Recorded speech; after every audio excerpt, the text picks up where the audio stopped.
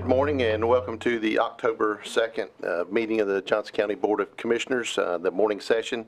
I'd like to now call the meeting to order. Again, welcome everyone here in person. We have a full house today and looks like some folks out in the hall waiting to come in. So that's always good to see folks coming to our meetings. Also want to thank those who are watching on our YouTube live stream this morning. Welcome to you as well. I do want to point out a couple of things that we have started doing, and that is just a reminder of the 6 board priorities that this board established in March of this year. And those are educational funding, infrastructure, financial stewardship, land use, public safety, and the recruitment and retention of our county employees. And I think even through our proclamations today, you will see that those are addressed in all the items that we have on our agenda. So as is, we'll move on, and as customary, we will open up with the prayer.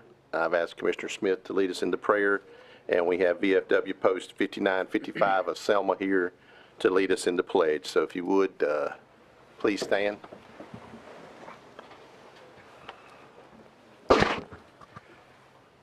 Let's bow. Lord God, we just thank you for this time that we can acknowledge your great love for us and your great providence for us. We just thank you so much for your faithfulness, that you provide our needs for today and that you give us a hope for tomorrow.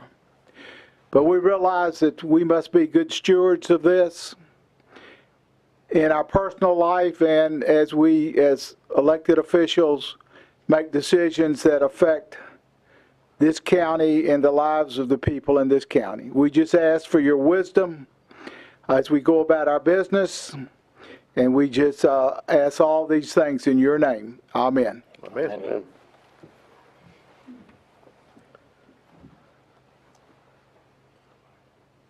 And salute. Pledge allegiance to the flag of the United States of America and to the republic for which it stands, one nation under God, indivisible, with liberty and justice for all. Thank you, gentlemen. Thank you. And I would like to make note that Commissioner Stevens has a work commitment today, and she'll be joining in remotely this evening. So, and the first item up on the agenda is approval and discussion of the agenda. Do I hear a motion? Mr. Chairman, I move that we pull item C from the consent agenda and make that item number 4 on the regular agenda. And then with that change, I make a motion to approve the agenda. Second. I think there's one other on the, if you look at the item I, the tourism. Oh, okay. Yeah. Oh, okay, okay. And removal of item I, the Tourism Authority. Okay. I'm sorry, I missed that. So we have a motion and a second. Second. All those in favor of approval of the agenda with those changes, please say aye. Aye. Any opposed, nay. The agenda is approved. Next up, we have the consent agenda. We've already heard mention of one change to that. Any other changes to that? Did I hear a motion? I move that it be approved as adjusted. Second. All right. Any other discussion? If not, all those in favor of approval of the adjusted consent agenda, please say aye. Aye. Any opposed, nay. Consent agenda is approved. All right. Next up, we have public comments. Is there anyone here for public comments before I start reading? I know we have some here for another item, but anyone here for public comments? All right, well, I'll go ahead and read then. This is a time for any audience member and the public comment that's not on the agenda. Okay, so you're not the residency, you got something else? No. Okay, all right. Sorry. That's okay, that's okay. I understand that. Anyone else here for public comment? And did we receive any emails? Okay, so no emails, so we'll move on to what is now item number 4, and that is the resolution for declaring Johnston County Employee Appreciation Week. And I've asked Commissioner Tony Braswell to read that resolution. For 4H, I thought I was going to do that one. No, he's doing the county. Oh, I'm So, sorry. yeah, I'm sorry, it's number 4. That's right. I was the old 4. Yeah, the new 4. I'm 4A. The new 4. Okay. Johnston County Employee Appreciation Week, October 23rd through the 27th. Whereas Johnston County employees represent over 1,000 men and women working in 31 different service departments and agencies devoted to making Johnston County a better place to work and live. Johnston County employees provide a multitude of services for all citizens and the county. Whereas Johnston County employees are both skilled and efficient in their jobs, making every effort to expend county tax dollars in the most effective way for the betterment of the county and its citizens. And whereas Johnston County government runs smoothly on a day-to-day basis, primarily because of the dedicated employees in each of its departments and agencies. Now, therefore, in appreciation for their dedication to the welfare of the citizens of our county, the Johnston County Board of Commissioners does hereby proclaim the week of October 23rd through the 27th, 2023 as County Employee Appreciation Week. And I take it that's in form of a motion to approve. It is a form of a motion. Second. All right, any other comments on that? All right, all those in favor of the motion, please say aye. Aye. Any opposed, nay? Motion carries. Next up, we have the Johnston County Cooperative Extension Proclamation for National 4-H Week, and I believe we have some folks here to speak to that before we read the resolution. So,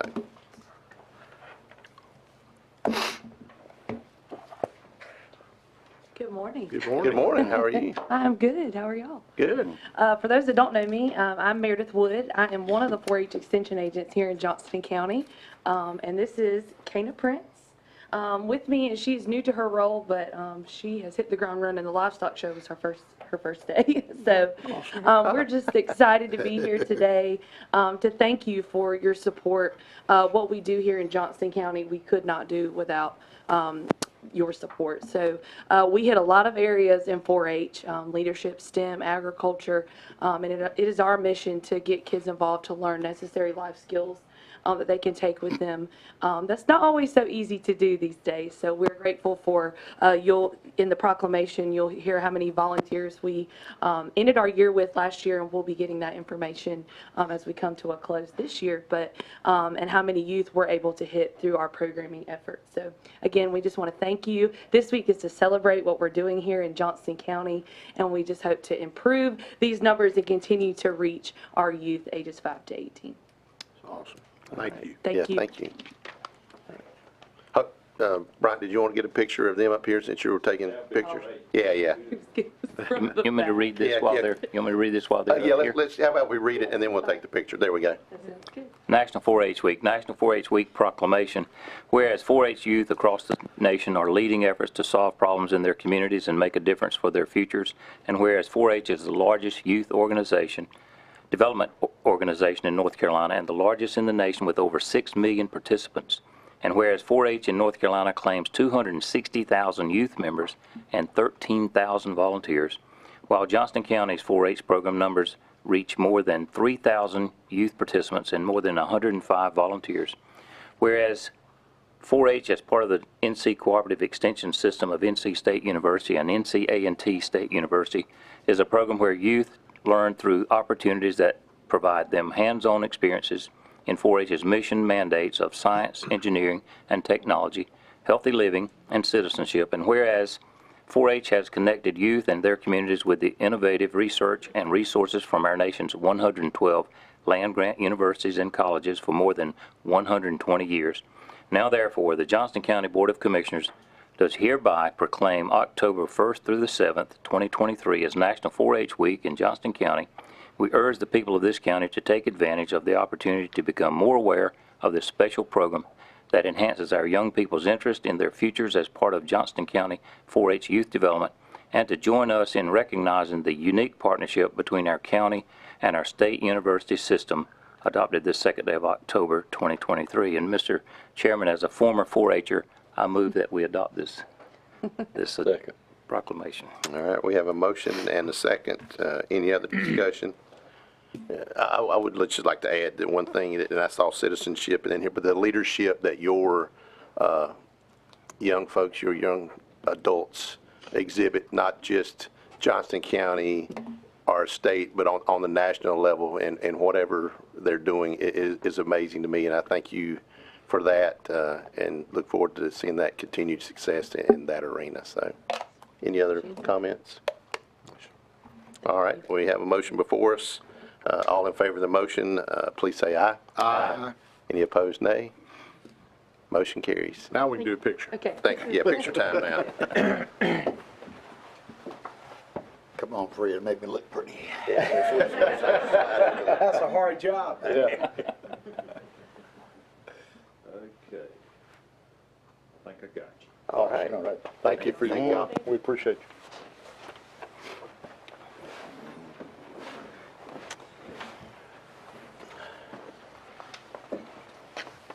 All right, next up, we have a proclamation for Domestic Violence Awareness Month. And I think we have Kay Johnston, Executive Director, here to address that. And I've asked Commissioner Harris to read the proclamation. So, Thank you. Good morning. Good morning. Again, I would like to say thank you, Commissioners, for your continued support with Harbor. Without your support, we would not be able to serve in the capacity that we're currently serving. When we met with you in June, there were 2 areas of focus that we indicated that we would move forward in addressing within this county. One is a community resource advocate, and that person will be able to will develop a collaborative partnership with our current partners and additional partners within the community to specifically address homelessness within this community. And then the second is a sexual assault advocate. We have hired that person. That person is currently on board. Our community resource advocate is coming on board tomorrow. And then finally, we are ensuring all of our advocates are trained in completing a domestic violence protective order. So what that does is, after hours and on weekends, you can assure moving forward, at least within the next 60 days, that advocates will be trained to assist our magistrates in completing those orders and ensuring that those orders are completed accurately and provide the magistrates with the opportunity to attend to other additional matters. So thank you again for your support. Thank you for all your work and dedication to this program. Proclamation Domestic Awareness Month, October 2023. Whereas home should be a place of warmth, unconditional love, safety, and peace. However, tragically for many Americans, these are blessings that are tarnished by violence and fear. And whereas domestic violence touches the lives of Americans of all ages, leaving a devastating impact on men, women, and children of every background and circumstance, with a family's home becoming a place of fear, hopelessness, and desperation. When a woman is battered by her partner, a child witnesses the abuse of a loved one, or a senior is victimized by family members, and whereas domestic violence remains a major public health, social justice, and human rights issue requiring particular attention, and its interventions must be with the inclusion of both men and women at all levels. And whereas there is an urgent need for more than ever to get involved. And whereas the wide prevalence of domestic violence and sexual assault, along with the shocking silence and inaction around these issues, compels us all to come together and get involved to end the abusive violence in our relationships, in our families, and in our communities. And whereas since 1984, Harbor Incorporated has been actively involved in addressing domestic violence in our community and has collaborated with numerous people and groups to respond, educate, and bring awareness to all people about domestic violence. And whereas Harbor Incorporated serves approximately 3,000 direct victims and others annually, and would like to invite everyone to support October 2023 as Domestic Violence Awareness Month. as it will be dedicated to the Everyone Knows Someone. And whereas this campaign underscores the urgent need for involvement by taking action, speaking out, breaking our silence, and seeking help when we see this problem in our life, in our family, and in our community. Now, therefore, be it resolved that the Johnston County Board of Commissioners does hereby proclaim the month of October 2023 as Domestic Violence Awareness Month and urges all citizens to observe this month by becoming aware of the tragedy of domestic violence, support those who are working toward its end, and make a personal commitment to get involved in the campaign Everyone Knows Someone. Proclaim this second day of October 2023. Mr. Chairman, I'll make that in the form of a motion. Second. All right, we have a motion and a second. Any other discussion? I do want to say a personal thank you. I know when it says everyone knows one, yeah, I am one. You talk about those children that witness it and the impact it has, and I thank you for what Harbor's doing to help those children to I won't say get over it, because I'm 55 years later, you don't get over it, but I thank you for what you do and your organization does for all those who are impacted by domestic violence. So, any other comments? All right, we have a motion and a second. All those in favor of the motion, please say aye. Aye. Any opposed, nay? Motion carries. Thank you. Thank you, Ms. Johnson. Thank you. All right, next up, we have a public hearing on an ordinance amendment for Chapter 10 of the EMS, and I'm going to call on Jennifer Slusser, our county attorney, to come forward and provide a statement, and I'm also going to open the public hearing at this time. Thank you, Mr. Chairman. Good morning, everyone. Good morning. Before you, you have a draft amendment to Chapter 10 of the Johnston County Code of Ordinances, and this is an amendment for the Emergency Medical Services section of our ordinance. And essentially what this proposed amendment does is deletes the Emergency Services Advisory Committee. And the reason for this deletion is because we now provide all of those paramedic services in-house, and they are managed by our Emergency Services Department. And so at this time, I would like for the board to have the public hearing and receive comment on these proposed amendments so that we can take those under consideration as we move this process forward. Thank you. All right. Are there any others in the audience who wish to speak to this item? So please come forward at this time. All right. Seeing none.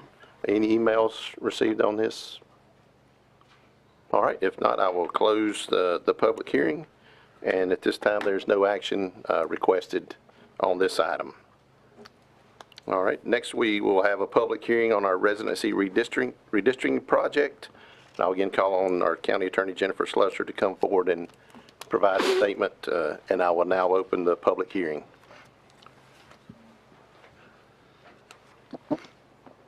Thank you, Mr. Chairman, members of the board. So we've been working on this project for some time, and by way of brief recap of where we have been and where we are today, as you know, Johnston County has residency district boundaries for the election of the 7-member Board of County Commissioners. And at our last meeting, we held a public meeting where you received proposed redistricting plans. At that meeting, you made the determination that the current districts were out of balance, and that you wanted to move forward with this project. And so with that, we have made available opportunities for public input, including an online portal, email availability to the clerk, to the board, and a public drop-in session on September 20th. We did receive 2 comments through the portal, and I provided those to you. We also had 1 comment at the drop-in session, and that comment has been provided to you. And today, I'm requesting that you have a public hearing to review and consider those proposed redistricting plans that are identified as Map 1 2, and 3. And so with that, I'll sit down, and if you have any questions, I'll be happy to answer them. Okay. All right. Since it's a public hearing, I will now ask members of the audience to come forward. If you would come forward and state your name and address for the record. And okay, yes, come on. And we'll ask it if it's 3 to 5 minutes. And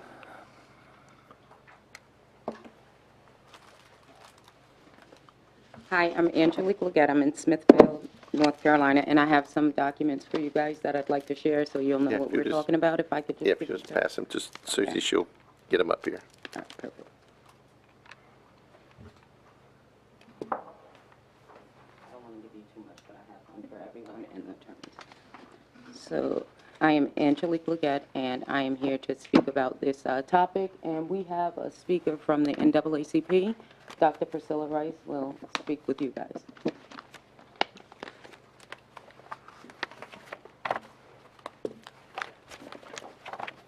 Good morning. Good morning, Chair Lauder. Good morning, Vice Chair Harris, and the other honorable county commissioner members. Say good morning to you.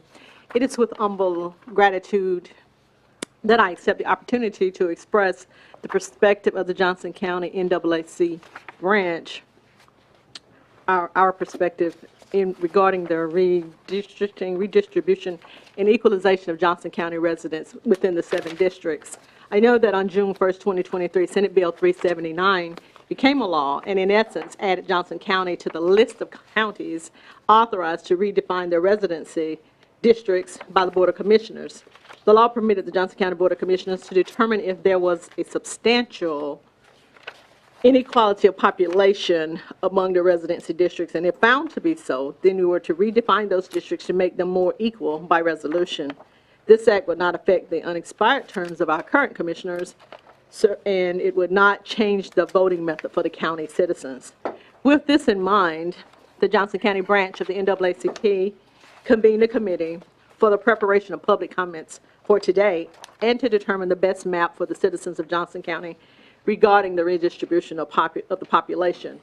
And we realize that that as a population of voters, that we are members of a larger community, and we are here to complement your efforts and not to compete with your efforts, such that all constituencies who are affected by this will experience growth maximization within Johnston County. That being said, while we understand the original charge for Senator Sworey and Senate Bill 379 was for Senate redistricting and elections to consider different voting methods in Johnston County, that is not what the final bill addressed. To that resolve, we still recognize the need for African American representation on the Johnston County Board of Commissioners. However, we are aware today that the charge from the final Senate Bill 379 was merely to redistribute populations. Therefore, our review of your 3 maps that were presented on September 20th, 2023 has led us to the selection of map 1 as the tool for the implementation of population equalization. We would like to commend you on your efforts and hope that you will consider our recommendation for map 1 that we contend will work for the greater good of all of Johnston County. We look forward to having future discussions with you as a board about redistricting our county, and we thank you for the opportunity to express the perspectives of the Johnston County branch of the NAACP. Thank you very much. Anyone else wishing to speak?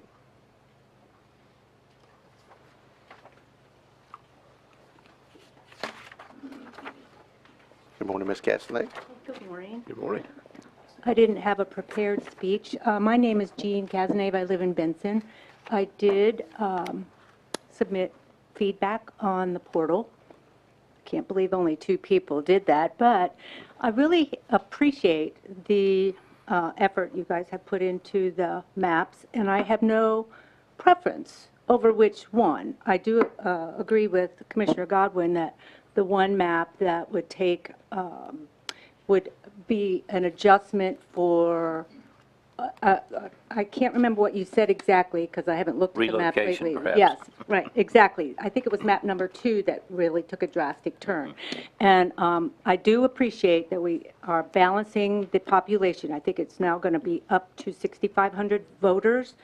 What I would like for you to strongly consider as we move through this process to change the way we elect our commissioners to be where that commissioner from that district is elected by the people of that district. I have heard it mentioned here before, but if we're going to truly restore our republic and bring it closer to the people, I believe that's the way we have to do it, and that Johnson County can, as the growing county that it is, lead the charge to make that change.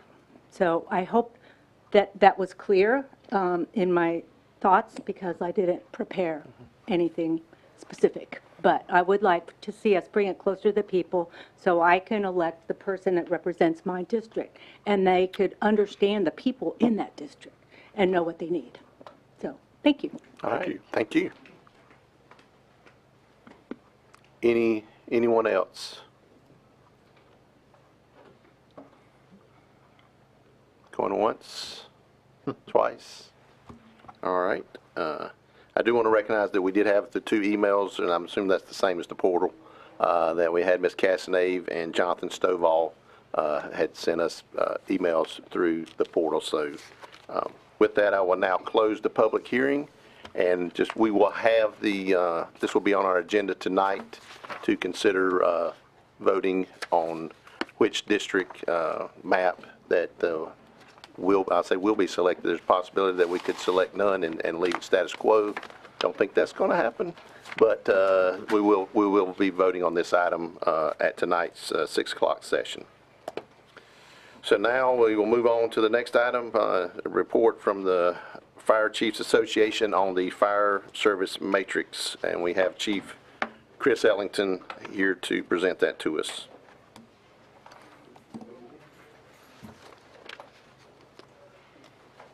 Looks like Chief Ellington and crew. Yeah, well represented this morning. Hold on one second. Let the You brought your lieutenant with you? I did. Okay. Bodyguard.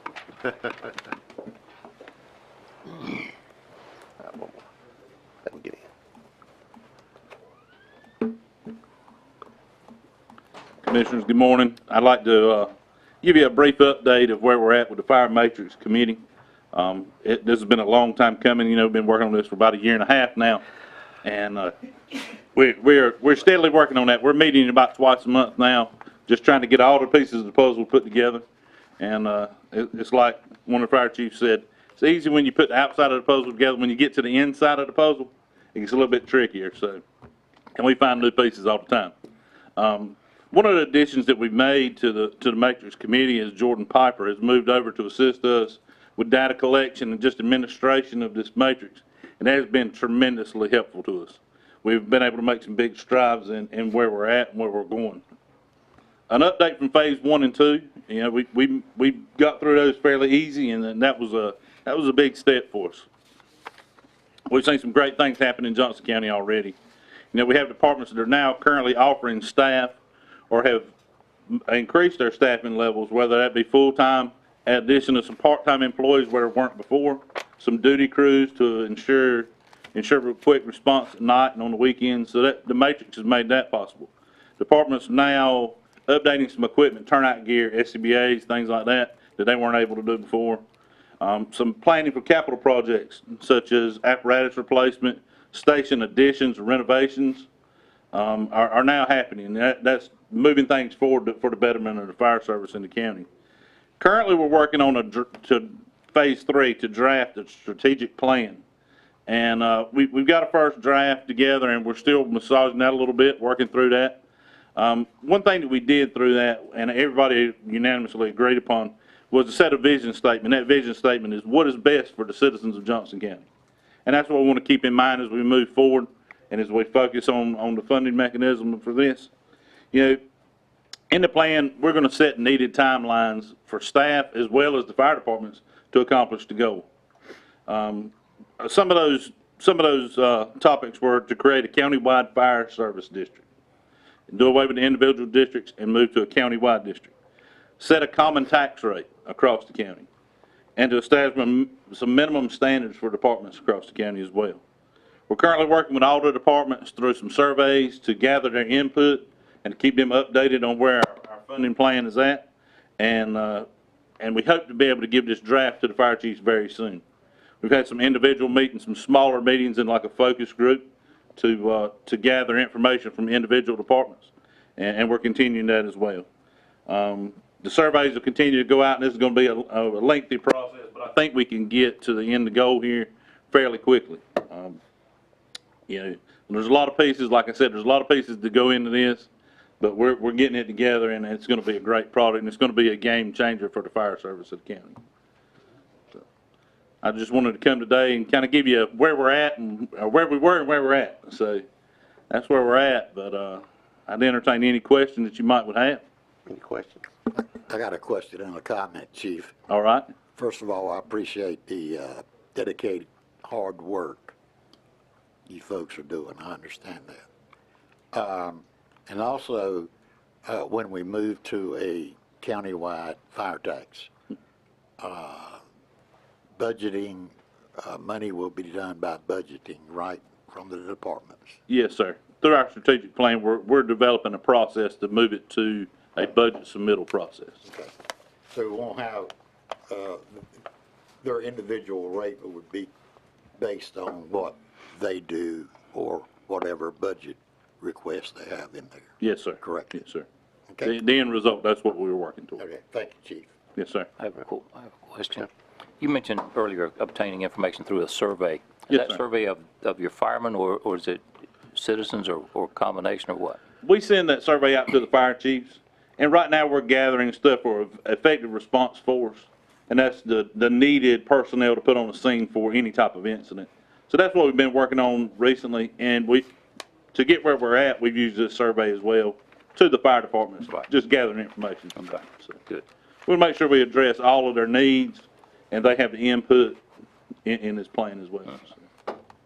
Mr. Chairman, yeah, just a couple of quick things. One, I've had the opportunity to attend some of your meetings, and I want to just say that the one of the things that is very clear in every one of the meetings that I've been able to attend is that everyone in there is focused on what's best for the citizens of the county, and I've really been impressed with that. And so I just want to say thank you for your leadership and all the chiefs, Chief Dixon here, and I don't want to miss anyone, but I know there's been a lot of chiefs and people, members of the departments that have worked tirelessly on this project, and it really is going to change the way we do business in the fire service in Johnston County, and I think it will much be for the better and in a timely way. So thank you for continuing to work hard, and Jordan and all the other folks involved. I mean, it's really a good process.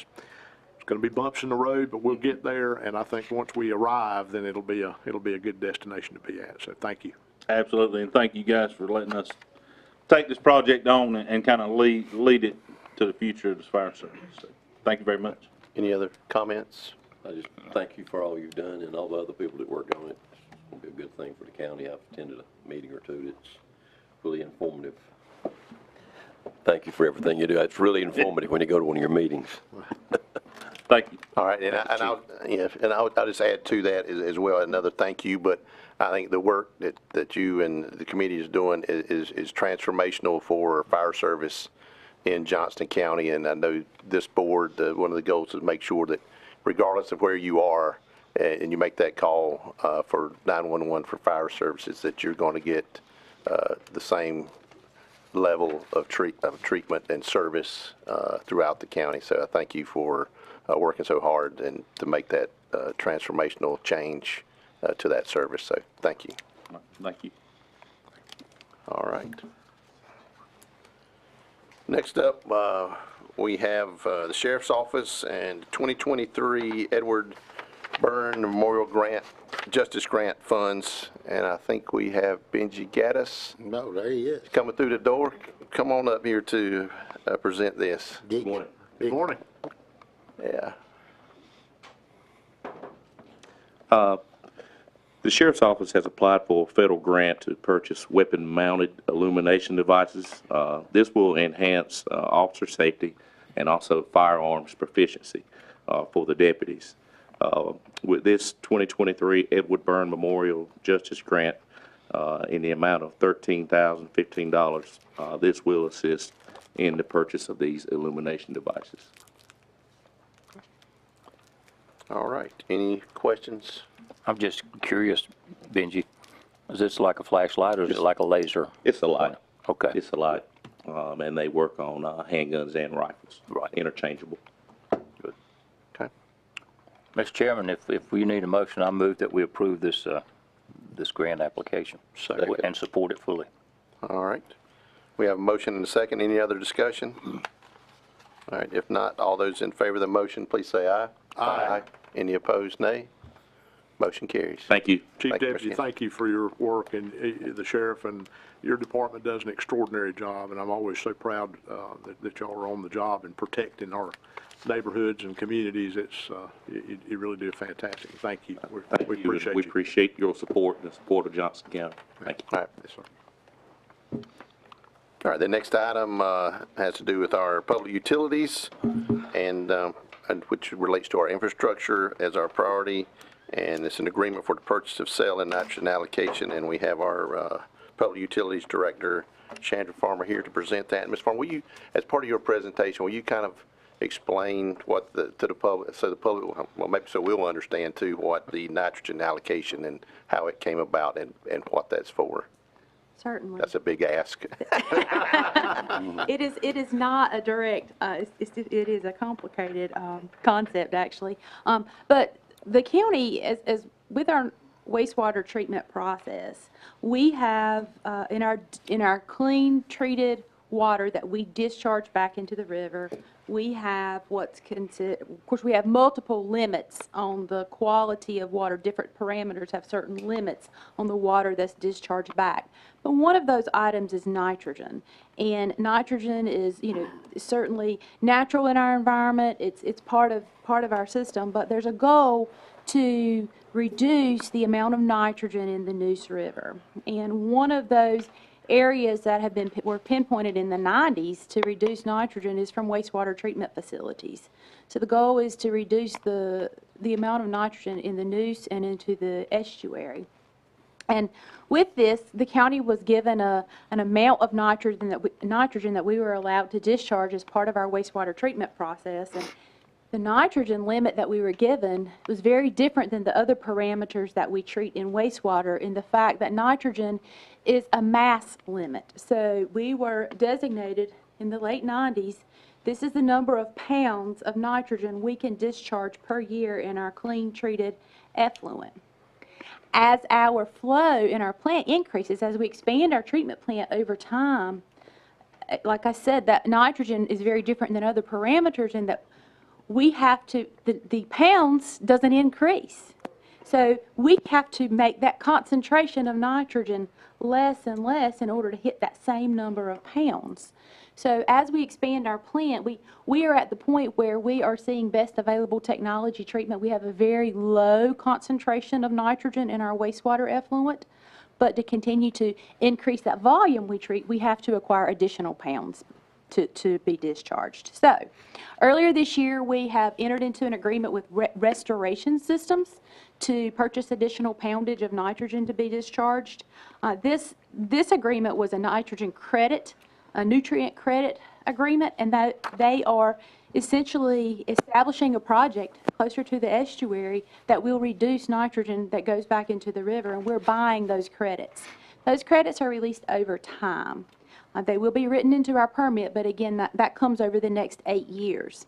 In the meantime, we've been working with our consultant to expand our discharge. We know that we are going to have to expand our plant in the future, and we are looking at expanding our discharge from 13.5 million gallons a day to 18 million gallons a day. So right now, with the nitrogen we previously purchased from Restoration Systems and the nitrogen allocation that we already have, we have enough to discharge that 13.5. To go to the 18.5, we need this additional nitrogen allocation that we have found in working with International Paper. Our consultant has helped identify someone else in the Neuse River who has excess nitrogen poundage. They were allocated this previously, and they don't need all of this. So they are willing to sell a portion of that to Johnston County. This would be $500 a pound. The agreement requires two installment purchases of $2.5 million each. One, when the state approves our permit, when the state approves this transaction, and then the second one by June of '24, June 30th of '24. We're proposing a budget revision to revise the capital project that we already have established for the nitrogen allocation purchase. And with this, we would be funding an additional amount from our 2021 water sewer revenue bonds. So we will increase that allocation. We have some remaining bond proceeds where some of the other projects have come in under budget. We'll move all of the remaining bond proceeds to this project to complete this nitrogen allocation purchase, in addition to an appropriation from system development fees and the Fund 68 balance. Our intent would be to, if there are any other 2021 revenue bond proceeds, we would appropriate those to this project. So we may come back to finalize that, to modify the budget in the end with the exact figures, but as of now, we're projecting to be able to do $6.5 million out of those revenue bonds. We're requesting approval of the contract agreement with International Paper, approval of the revised capital project budget, and the revised capital project ordinance. And I'll be happy to answer any questions. I don't know how well of a job I did explaining that nitrogen discharge. I thought you did a great job. Yeah, So, I agree. Yeah, so any questions for Ms. Farmer on the actual contract and to purchase? The final payment in June would be to coincide with hopefully the startup of our new 4 million gallon a day addition at the landfill. It'll be a similar time frame, but with our the existing plant that'll come online, that we have sufficient nitrogen in hand for that one. Would it be a true statement that the discharge that we're putting from our wastewater into the Neuse River is cleaner than the intake we take at our water plant? That's what I thought. I would not argue that. Okay. I have no question. Is there any possibility of capturing this nitrogen for agricultural uses then? Maybe the technology is not there for that. Well, we do have a side stream of reclaimed water that we have a program where we have several farms. We have the golf course, Johnston County Country Club. We also have a lumber company that uses it for wet decking on their lumber. And that is a program that we certainly hope to be able to expand over time. The thing is, when we have customers for that program, we need customers who are going to use it daily throughout all of the seasons, not just in the summertime when it's drought, just for irrigation. So, but we do plan to continue to utilize that program and grow that program over time as we identify users. If there's enough diversion of that, will that impact our extraction of water from the river? No, I can't see that we would get that far. I mean, Right. Okay. I was going to say, is that program limited to by distance? I mean, I know at some point it can't make economic sense to pump it to Clayton for the reclaimed water piece. right. So the reclaimed water it's certainly it comes out to economic viability. I mean, when you start looking at that and funding that program. But we do have projects in our capital improvement plan to continue to expand that program when we have those opportunities. Okay. Any other questions? All right, now entertain a motion. Mr. Chairman, I'll make a motion to approve the agreement between Johnston County International Paper Company and approve the revised capital project budget and revised capital project ordinance. Second. All right, we have a motion and a second. Any other discussion? All those in favor of approving the agreement and motion, please say aye. Aye. Any opposed, nay? Motion carries. Thank you. Thank you. All right, next up, we have appointments to two boards to consider where we have more applicants than we have positions open. And those are the Alcoholic Beverage Control Board, which has one position open, and we have 3 applicants for consideration. And then we also have the Moccasin Creek Service Board, District Board, that has 2 positions open, and we have 3 applicants for that consideration. And as we've done typically, we have ballots for both those boards at each one of the commissioners' seats. We will fill those out, turn them into the clerk, and we will announce the results of that at tonight's evening meeting at 6 o'clock, beginning of the meeting. So just, commissioners, make sure you have your ballots filled out and turned in. So. And with that, we'll move on to our delinquent tax collection report. Ms. Andrews here to, always delivers cheerful news, so let's see if that continues. We're working on it. How's that? Good morning, Mr. Chairman, Commissioners. Before you have the August collection report. I want to go back and kind of remind you of a few things that were brought to your attention last month. There's our normal July 1st levy that we roll into collections that is the base and the standard for our bills for the year. And then we have an additional piece that is our public service bills that generally roll out normally in September. However, last year it rolled into collections on the last day of August. So if you look August 31st of this year to August 31st last year, it looks like we're way down. However, they did roll into collections for the month of September. They will show on next month's bills. And basically, as a reminder, what those are the bills for Department of Revenue, basically appraises property associated with airlines, buses, motor freight pipeline, railroads. So it's substantial, and I have seen roughly the numbers. If I recall, it's over $3 million. So that will show in next month's levy. So before you is the August 31st number, and I'll be happy to take any questions as it relates to this. All right, any questions for Ms. Andrews? All right, there you go. Ma'am. Thank you. Thank you. Thank you. All right, next up, we have manager report and comments. So, Mr. Hester. Thank you, Mr. Chairman, board members, good morning. Just want to mention, over the next few weeks, Mr. McClam and I'd like to set up some times to meet with you individually, kind of catch up on where we are financially and capital planning and those kind of things, and get some feedback one-on-one. So that's all I had this morning, but I appreciate it, and we'll be in touch. We've already got some lined up, so individually. Thank you. All right. Very good. All right, now it's time for board reports and comments. And Mr. Smith, Commissioner Smith, I'll start with you this morning. I have none. I have none. Mr. Chairman, I just want to recognize our interim DSS director and Renee Smith back from DSS and thank them for their work. A lot of good things happening at DSS, and I think there's been some. Our public information group has been working cooperatively with you to report those things to the citizens that we're very proud of. So we just appreciate y'all being here this morning. Thank you for your work and dedication. Thank you, Mr. Thank you. Appreciate it. Thank you. Commissioner Godwin? I don't have anything. Nothing. All right, I did have a couple things. One, I did want to thank our staff for putting together the workshop on alternate delivery methods. It was on, and as we're looking at potential building of facilities for the county, I think we looked at the traditional design, bid, build, design, build, and construction manager at risk. We had a great panel, which included Ms. Farmer on there, Brooks Moore from our Johnston County Schools facilities, and a couple other panelists from industry. I thought it was very informative and will help us as we look forward in making decisions on the delivery method that we choose. I thought it was a good meeting, very good meeting. I had a lot of good feedback, so thank you for the work in putting that together, and to all of you who helped do that. Chairman, that was Kim Lanier. Oh, Kim, that's right. Sorry.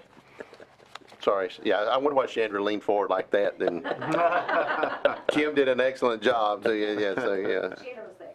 Yeah, Chandra was there. So yeah, my bad on that. But thank you, Dickie, for that. The other thing is for the board to consider, as well as staff, to look at our strategic planning retreat. I know we traditionally have done that in March. I think based on some information, the manager had suggested we look at February for that this year, move it up, and I'm all in favor of moving it up a month. But if you would look at your calendars for the week of February 13th through the 16th, or the 20th through the 23rd, and take a look at those.